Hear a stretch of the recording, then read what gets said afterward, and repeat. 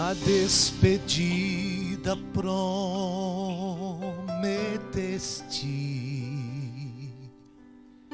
que não me deixaria só, que mandaria teu auxílio para quando em tentação eu ser fiel a ti.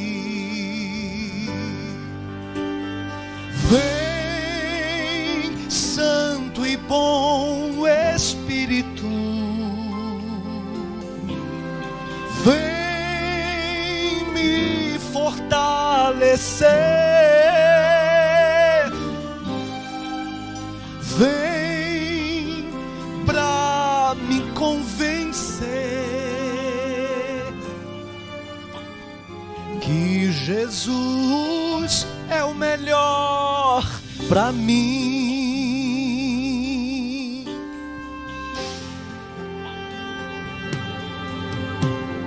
A cada instante quero mais tua unção em meu viver, deixando atrás o velho homem, poder nascer de novo, ter nova chance aqui. Vem, Santo e bom Espírito, vem me fortalecer, vem pra me convencer que Jesus é o melhor pra mim. Poder contar a outros o que eles podem ter, mostrar a sua graça em cada amanhecer, poder contar ao mundo os milagres que hão de vir da eternal vitória que vamos conseguir. Vem, Santo e bom auxílio, vem me trazer a paz, vem pra me convencer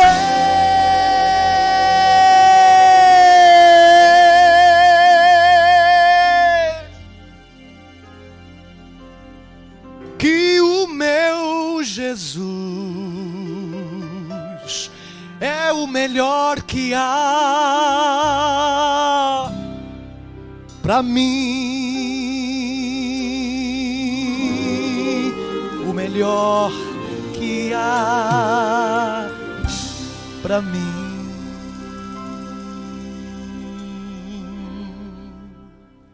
Nossos queridos irmãos que estão nos assistindo pelo YouTube, Adventistas Nogueira, Facebook e Instagram, Deus seja louvado por você também estar adorando a Deus na beleza da sua santidade, aí através do virtual, igreja presencial e igreja virtual. Se puder, onde estiver, feche os olhos. Pai do céu, a tua palavra está aberta, fale mais uma vez ao nosso coração, em nome de Jesus, amém. Jesus, ele estava a caminho, ele estava indo para Jerusalém pela última vez. Aqui está o contexto. Depois de ter falado para as criancinhas, depois do aglomerado abençoado, dos bebês, das crianças, Jesus amava crianças, Jesus ama as criancinhas, e eu sou criança, por isso que ele me ama, e você também. Apesar de 49 anos, eu não nasci na igreja, eu nasci na igreja com 16 anos, jovem, lá no interior de Alagoas, perto de Maceió, União dos Palmares, São José da Laje. Nasci numa terra bem humilde, com pais em uma casa também humilde, mas conheci a Jesus, tenho conhecido, me converti, tenho me convertido. A conversão ela é diária. Disse Jesus a Nicodemos: o vento sopra, não sabe de onde vem, nem para onde vai. Assim é todo que nasce do Espírito. Quando eu li nas Escrituras, peça que você vai receber, bata que a porta vai ser aberta, não é? Eu aprendi que todo o que pede, recebe. Mas não é qualquer pedido, não. O contexto é sobre o batismo do Espírito Santo.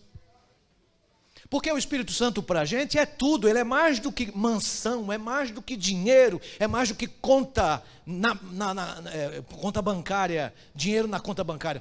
O Espírito Santo é o suficiente para nós hoje, porque Ele é Deus conosco aqui e agora. Então eu não preciso de dinheiro, eu preciso do Espírito Santo. Eu não preciso de carros de marca, celular de top de linha. Eu preciso do Espírito Santo. Então peça ao Espírito Santo, que o Espírito Santo será concedido. Jesus estava na última ida para Jerusalém.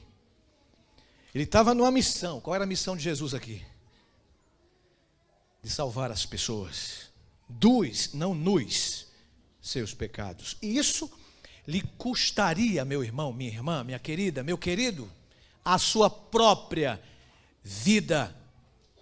A sua missão, então, nesse intervalo, enquanto caminhava para pregar, para salvar a humanidade dos seus pecados, em teologia chamamos isso de justificação. O primeiro passo para a vida eterna, o primeiro passo para ser salvo,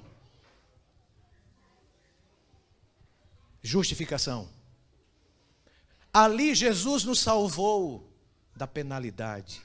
Ele continua a nos salvar do poder e nos salvará da presença do pecado. Indo para Jerusalém, de repente sua missão fora interrompida por pouco tempo por um jovem. Esse jovem era jovem porque o evangelista Mateus, no capítulo 19, verso 22, diz que ele corria para encontrar Jesus. Ele estava ansioso por conhecer Jesus. Ele estava querendo se aproximar de Jesus. E ele foi até Jesus. Não tem coisa melhor do que correr atrás de Jesus, ir até Jesus, ser ansioso por Jesus, louco de amores por Jesus. E ele foi. Então, o Evangelho de Lucas diz que ele era um homem de posição. O outro evangelista Mateus diz que ele era jovem. E o santo apóstolo Marcos, evangelista, diz que ele era um homem jovem de alta posição. Ou seja, ele era alguém de nome. Poderia ser um fariseu, um homem de posições, além de dinheiro, de status quo. E ele interrompe a missão de Jesus, que estava indo para salvar a você e a mim, ali dos nossos pecados, ali na cruz do Calvário. Ele interrompe quando de repente ele faz esse jovem que tinha muito dinheiro, que tinha muita saúde, que tinha muito status. Ele interrompe a missão de Jesus e faz a pergunta mais importante que um mortal já fez. É a mais importante. Qual é a pergunta mais importante? Foi a do jovem rico. Então, olha a pergunta mais importante desse homem aqui, jovem. Qual foi a pergunta, pastor? Capítulo 10, verso 17. Bom mestre, eu já fui para a segunda parte. Que farei para herdar a vida eterna? Pergunta muito importante. É a mais de todas. Marcos 10, verso 17. Capítulo 10 de Marcos. Um tempinho para você escolher aí, para achar. Capítulo 10, verso 17. O que foi que Jesus recebeu como pergunta? A pergunta mais importante de um ser humano. O que farei para herdar a vida eterna? Tem gente que coloca uma cruz pesada de verdade, literal, nas costas, nos ombros e carrega por vários quilômetros. Fazendo assim, a pessoa pensa que vai ter vida eterna, Elton. Não. Tem outras pessoas que fazem o seguinte: andam por sobre pregos, por sobre vidros, fazem peregrinações, e pessoas sinceras, que amam a Deus, eu não posso entrar no mérito, verdadeiramente amam a Deus, mas fazem de forma errada. E o jovem aqui, ele nasceu na igreja. Claro, foi no hospital, não sei, na casa. Nasceu, vocês entendem, né? O que é nascer na igreja? Eu não nasci, eu nasci na igreja com 16 anos. Eu fui batizado, novo nascimento, é isso que eu quero dizer. O jovem nasceu, um berço, sabe, privilegiado. Esse jovem era religioso, tinha uma religião ortodoxa, tradicional. Você sabe qual é a diferença de tradicional para tradicionalismo, né? Eu sou tradicional. Você não é tradicional, você é tradicionalista. Tradicional é a fé vivenciada, pregada daqueles que já morreram. Tradicionalismo é a fé pregada daqueles que estão mortos. É mais ou menos por aí. Esse homem aqui, ele nasceu na igreja, ele tinha a lição da escola sabatina, fazia parte da religião dos seus pais, ele nunca se rebelou contra os pais, adotou a cultura do sistema de fé dos seus pais, memorizou os versículos-chave da lição da escola sabatina toda semana. Esse jovem participava ativamente do clube de desbravadores, passou pelo hall, passou pelo primários, passou pelos adolescentes, foi aventureiro. Esse jovem foi desbravador, agora jovem,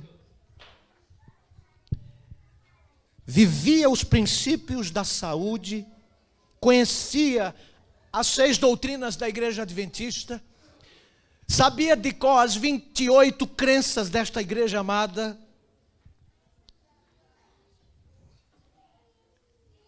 Devolvia o dízimo honestamente. Era fiel nas ofertas. E fez essa pergunta para Jesus: o que farei? Porque eu já fiz tanta coisa para ter vida eterna. Salvação, irmãos, vida eterna, irmãs, queridos, não se consegue. Salvação não se merece, ela não é merecida e ela não é conseguida. Ela é concedida por Jesus gratuitamente. Quando Jesus ouviu essa pergunta do jovem, ele fez algum comentário a respeito dos mandamentos. Você guarda os mandamentos? Foi o ponto forte dele, né? Gostei. Claro. Jesus até citou alguns, né? Claro, esses mandamentos que Jesus citou são os mandamentos que correspondem à nossa responsabilidade para com o próximo. Porque as tábuas da lei estão divididas em 2 partes: amar a Deus e amar ao próximo. Se eu amo a Deus, eu guardo os 4 primeiros, isso todo mundo já sabe. Se eu amo o próximo, eu guardo os 6 últimos mandamentos. Mas Jesus só citou os mandamentos, últimos, com exceção de um em forma negativa. Não, não, não e não.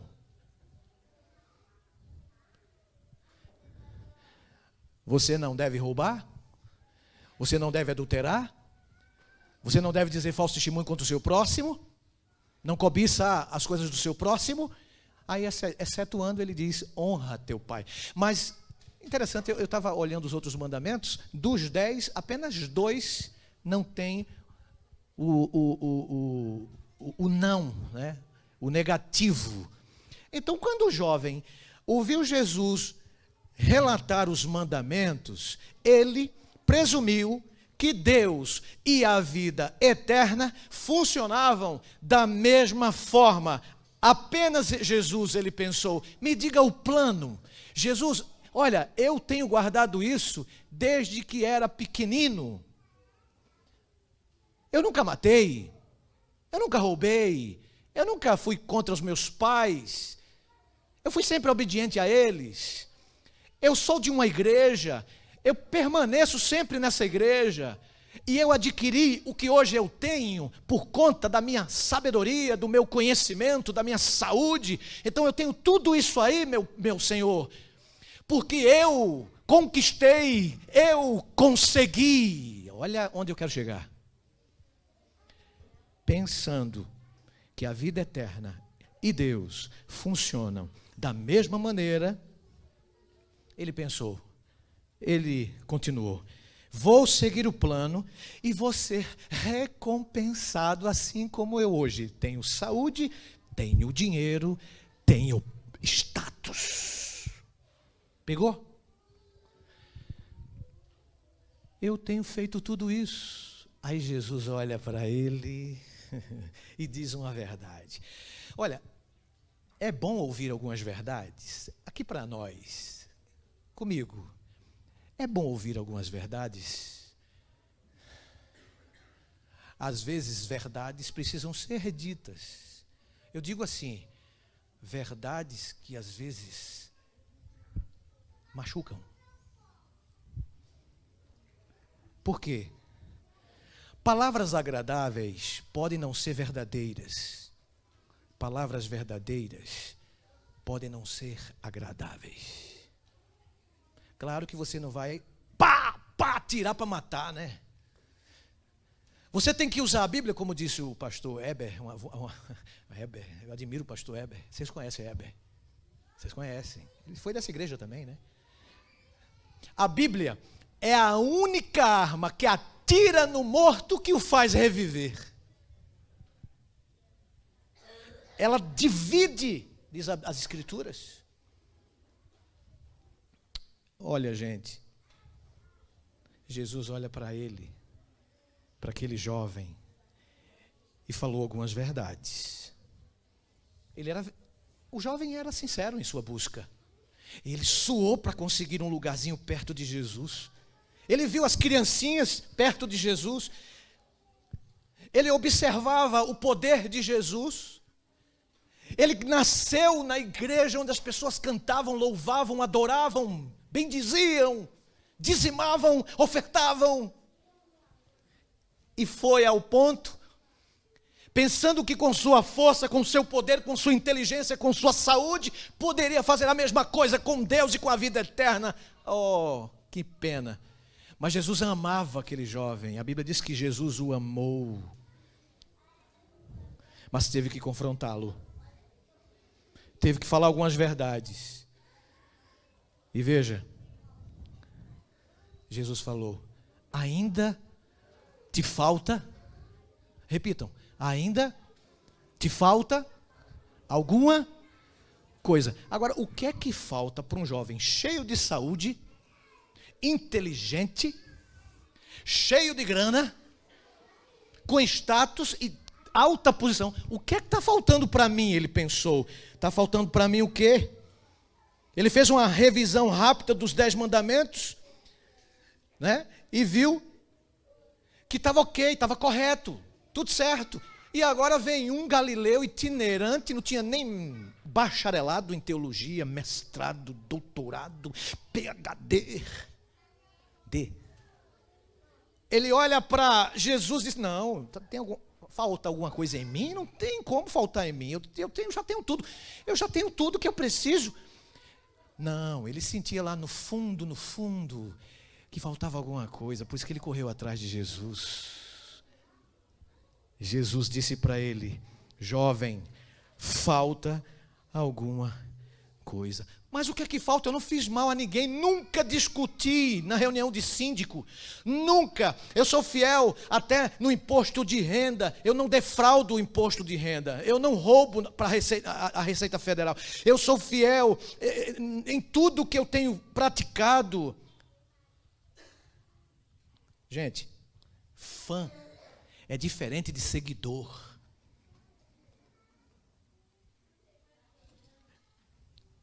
Esse jovem, ele tinha uma religião de respeitabilidade, que consistia principalmente em não fazer as coisas. Cristianismo não é só não fazer as coisas. Mordomia é mais do que não fazer algumas coisas. Mordomia é fazer as melhores coisas com tudo o que você recebeu.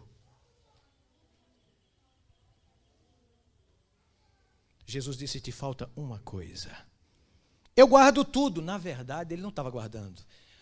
Na verdade, Tiago tinha razão quando disse no capítulo 2, verso 10: aquele que diz que guarda toda a lei e tropeça num só ponto se torna culpado? Na verdade, ele não tinha cumprido um mandamento. Ele tinha outro Deus diante dele. E qual era o Deus que ele tinha, além do Deus eterno? Por quê? Porque quando Jesus disse assim, vá, venda tudo que você tem, te falta isso. Dá-o aos pobres e depois vem. Você quer mexer no ser humano? Mexa no bolso dele. Pastor, onde entra a salvação? A salvação não é merecida, o Senhor disse, não é conseguida, ela é concedida. Mas tem muita gente que diz assim: eu vou dar um bom dízimo, vou devolver um bom dízimo, vou dar uma boa oferta e Deus vai se alegrar. Não vai não. Essa não é a intenção e não deve ser.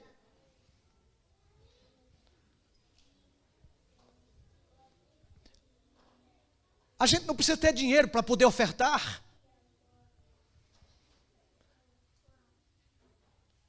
A tônica celestial é doar. O maior doador já veio a esta terra e salvou a humanidade. Ele doou. A meditação de ontem parece falar sobre isso. A meditação de jovem, né? Doar, abnegar-se, entregar-se completamente. Eu tenho que terminar o meu sermão. Jesus queria tudo do jovem, mas o jovem queria apenas uma parte de Jesus. Nós somos interesseiros. Nós queremos que o mar vermelho se abra, mas não queremos passar 40 anos no deserto para a conversão perfeita.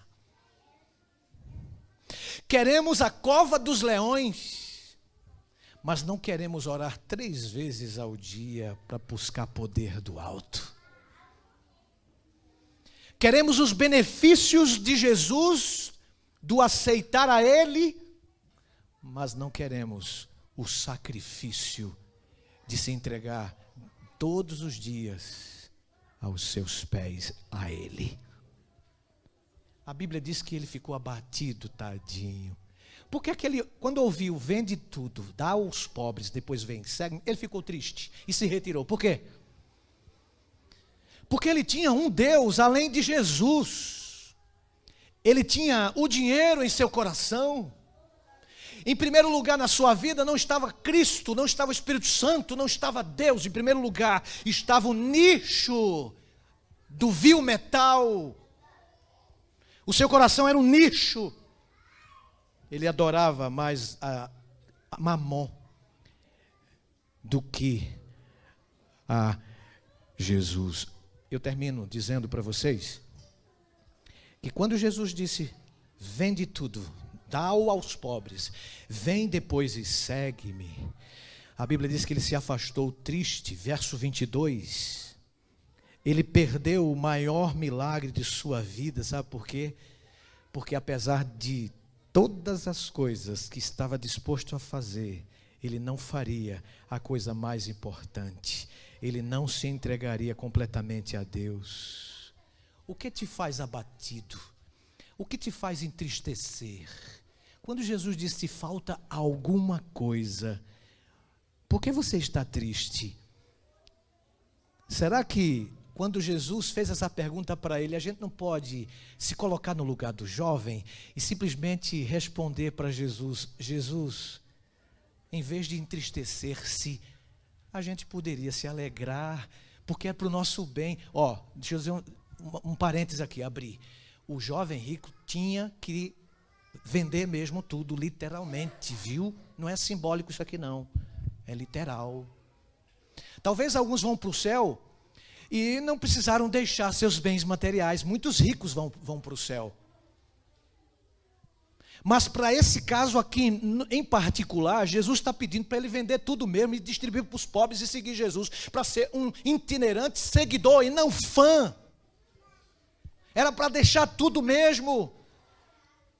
Se Jesus chegasse para você hoje, Fábio, se Jesus chegasse para você, João, se Jesus chegasse para você, Amercindo, se Jesus chegasse para você, Gustavo, Schwarzenegger, Jorge, se Jesus chegasse para você, Michele, e dissesse, ainda te falta alguma coisa, será que você, eu, Emanuel, será que nós sairíamos cabisbaixos, tristes por quê?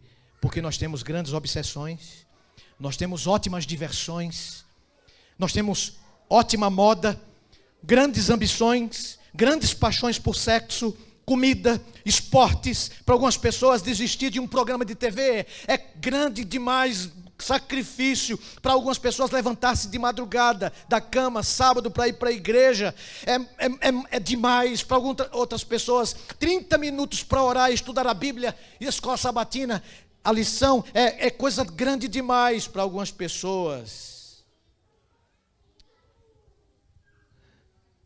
Isso fere. E Jesus só pede algo, uma coisa te falta. Entregue-se a Ele completamente. E você será um mordomo fiel.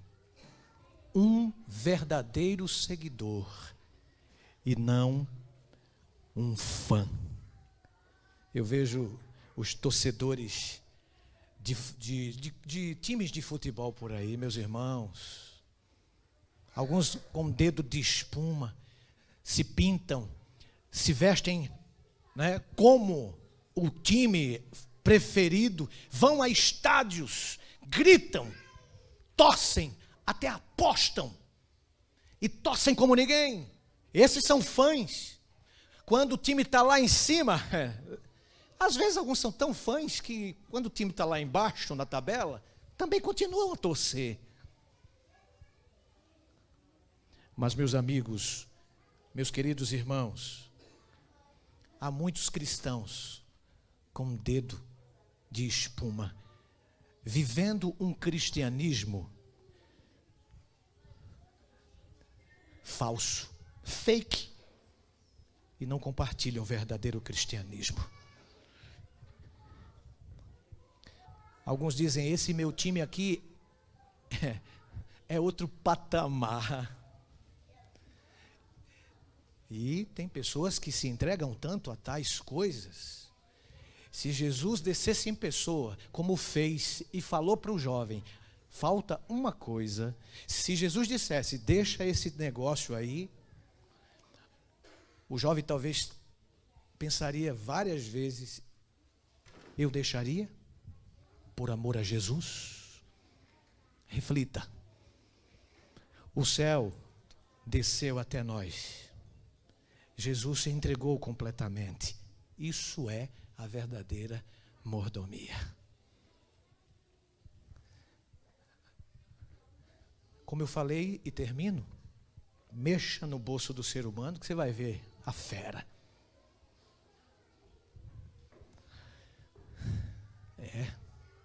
Jesus está te chamando hoje para entregar-se completamente em suas mãos. Isso é sacrifício. Isso é louvor. Isso é obediência. Acima de tudo, por amor. Eu falo para um jovem hoje, eu falo para uma irmã, para um homem, para um senhor que tem posses. Lembre-se, Jesus, ele não está interessado na tua grana, no teu investimento, no teu dinheiro, simplesmente. Ele está interessado em que você se entregue completamente em seu altar. Você gostaria de fazê-lo agora? Entregar a Jesus as suas posses, os seus bens, acima de tudo, a sua alma, a sua vida. Enquanto você ouve essa música, por favor, existe um sacrifício que você tem que fazer.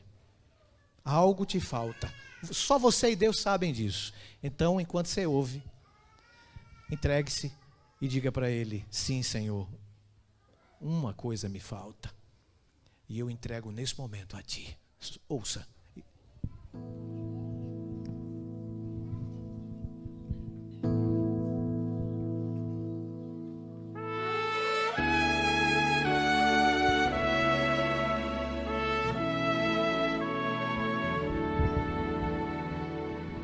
Vai, sobe ao monte, foi a ordem dada a Abraão.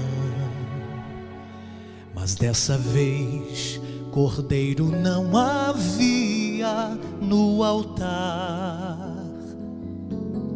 Seu filho ali curvado estava em submissão. Sua vida era o preço do louvor. Se o meu louvor exige entrega, eu quero entregar. Quem sabe o que de mais precioso houver, se mesmo a vida me pedir, que Deus me ajude a conseguir depor meu tudo em seu altar.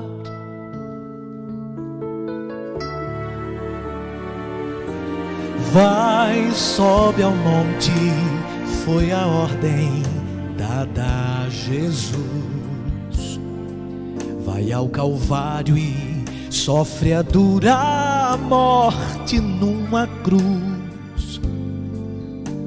Tamanho sacrifício alcançou o céu. Sua vida era o preço do amor. Se o meu louvor exige entrega, eu quero entregar.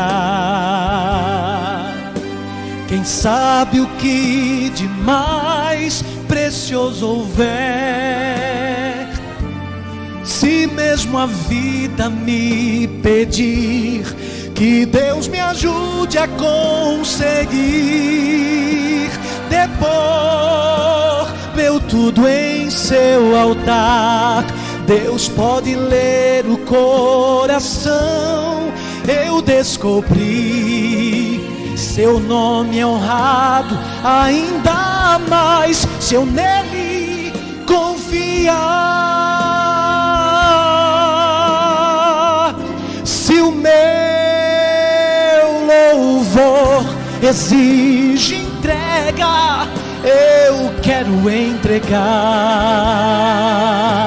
Quem sabe o que de mais precioso houver, se mesmo mesmo a vida me pedir, que Deus me ajude a conseguir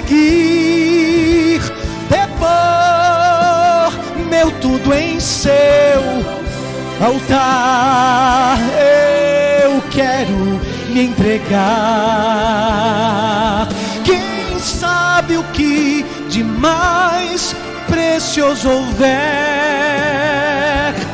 se mesmo a vida me pedir, que Deus me ajude a conseguir depor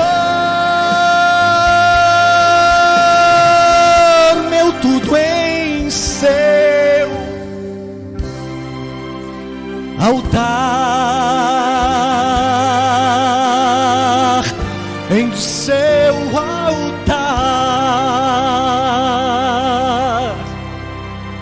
Quer você entregar-se completamente no altar? Deus está interessado em você. Nada mais. Entregue-se. E quando você se entregar, quando nos entregarmos a Deus completamente, devolver dízimo, dar oferta, isso é o resultado de quem se entregou de verdade. Ponto. Ponto. Ah, pastor, então a salvação é pelas obras? Nunca foi, nunca será.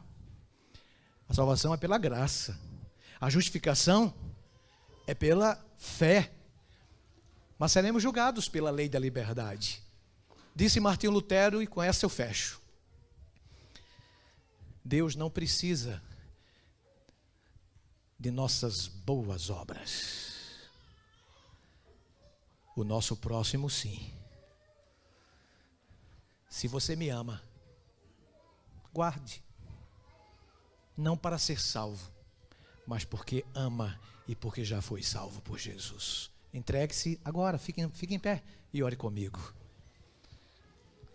Pai, obrigado pelos momentos agradáveis que tivemos aqui na tua casa em Nogueira.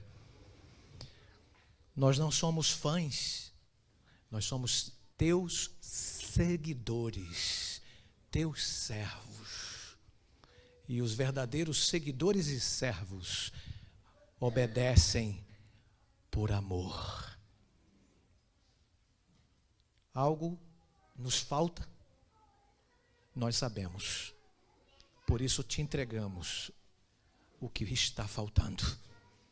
A nossa vida está no teu altar. Transforme, salve, pois te oramos agradecidos já e te pedimos em nome de Jesus, amém.